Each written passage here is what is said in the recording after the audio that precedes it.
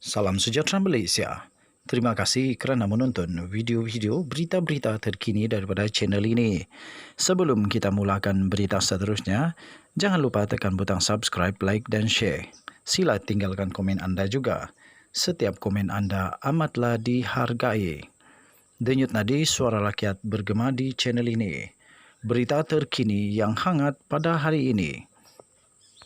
Salam sejahtera Malaysia, selamat petang tuan-tuan dan perempuan yang dihormati sekalian.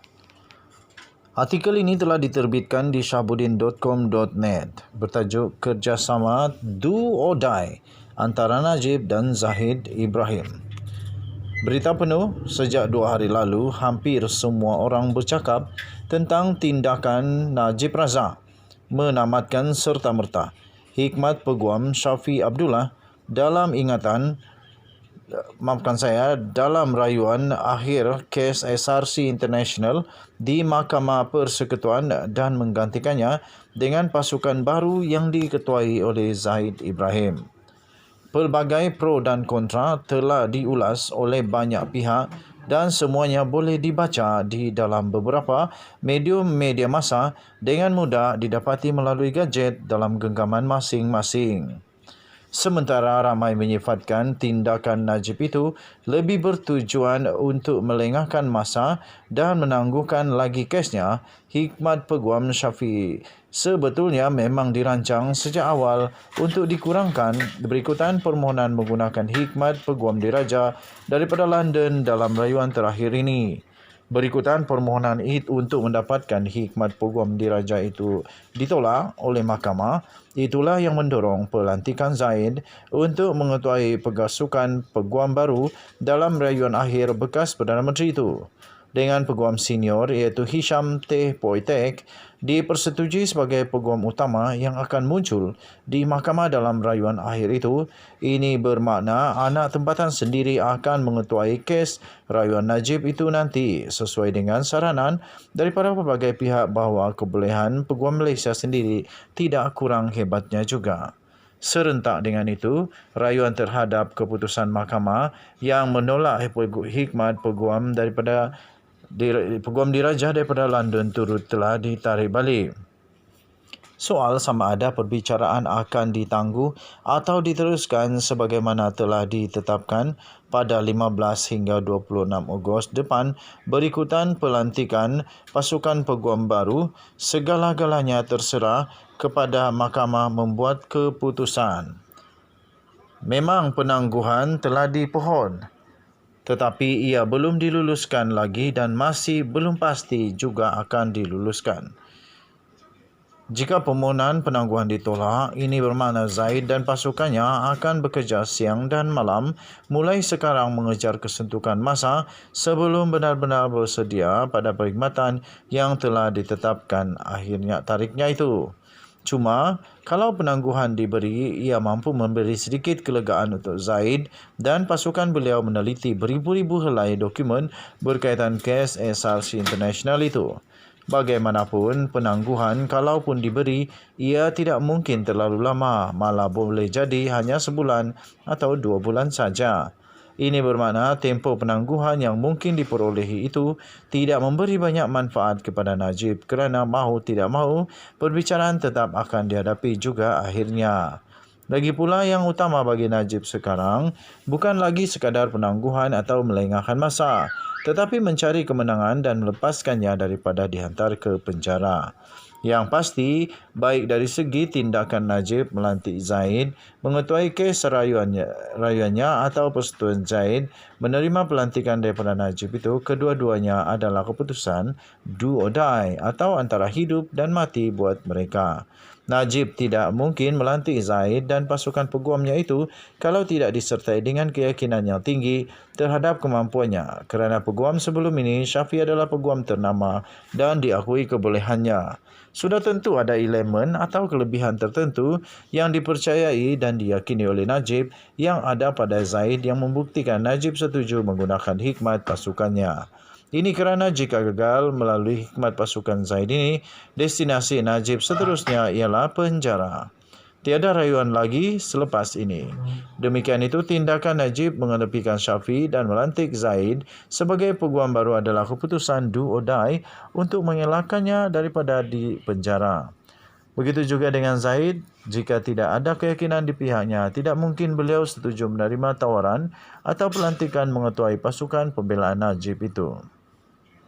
Sekian berita, salam sejarah Malaysia.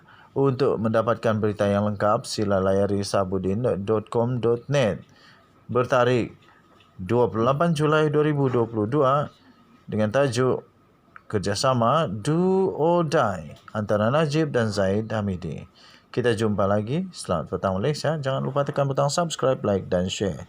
Denyut Nadi Suara Rakyat bergema di channel ini. Kita jumpa. Bye-bye. Salam sejahtera Malaysia, tuan-tuan dan puan-puan yang dihormati sekalian. Denyut Nadi Suara Rakyat bergema di channel ini.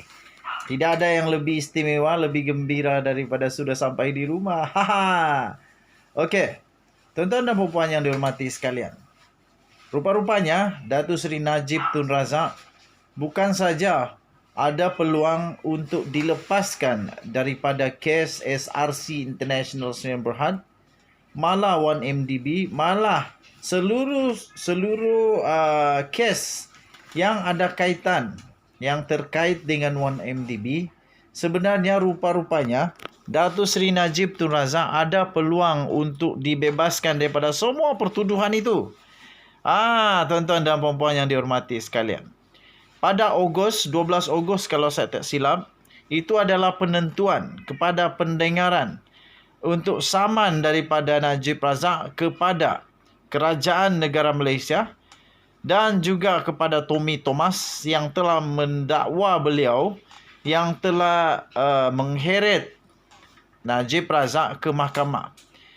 Dengan itu Najib Razak menyaman dan cubaan beliau untuk membatalkan semua pertuduhan yang telah dikenakan kepadanya.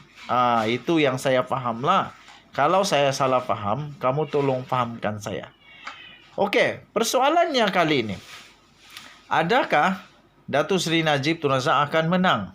Dan sekiranya Datuk Seri Najib Tun Razak menang, makna kata semua kes yang berkenaan dengan 1MDB, sama ada yang sudah berjalan, yang sedang berjalan, yang akan mungkin nanti, mungkinkah semua itu akan dibatalkan?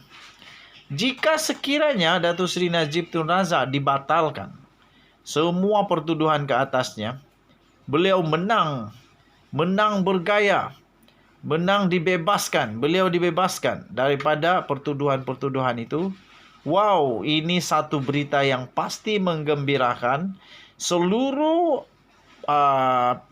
peminat-peminat, semua yang sentiasa percaya bahawa Najib Razak difitnah dan Najib Razak tidak bersalah. Pasti semua orang gembira.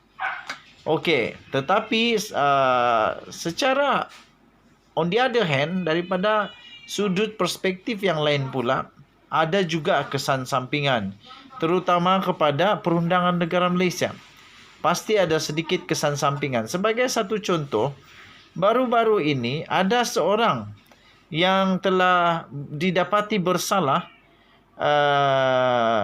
atas kes apa kalau saya tak silap itu, dan beliau telah didapati bersalah, harus dihukum. Tetapi setelah dia menyebut, setelah dia mengungkit kes Najib dalam rayuannya, maka dia terus dilepaskan sehingga rayuan selesai, barulah hukuman itu akan diteruskan. Okey, tuan-tuan dan puan-puan yang dihormati sekalian, adakah ini semua akan menjadi satu petanda bahawa Najib Razak akan menang? Okey, jadi pasti bulan 8 ini bulan yang paling sibuk untuk Najib Razak. 12 hari bulan sudah naik mahkamah. 15 hari bulan bermulalah hidup mati kepada Najib Razak, iaitu penentuan rayuan daripada Mahkamah Persekutuan, sama ada dia akan dipenjarakan serta-merta ataupun dia akan dibebaskan serta-merta. Setakat ini 4 hakim sudah berkata beliau bersalah. Okey, jadi 12 hari bulan ini penentuan kepada sama ada Najib Razak punya saman kepada Tommy Thomas dan kerajaan Malaysia menang atau diteruskan atau dibatalkan atau diterima atau tidak. Denyut Nadi Suara Rakyat bergema di channel ini. Apa pendapat kamu? Sila berikan komen kamu. Apa pendapat kamu? Kita jumpa lagi. Bye-bye.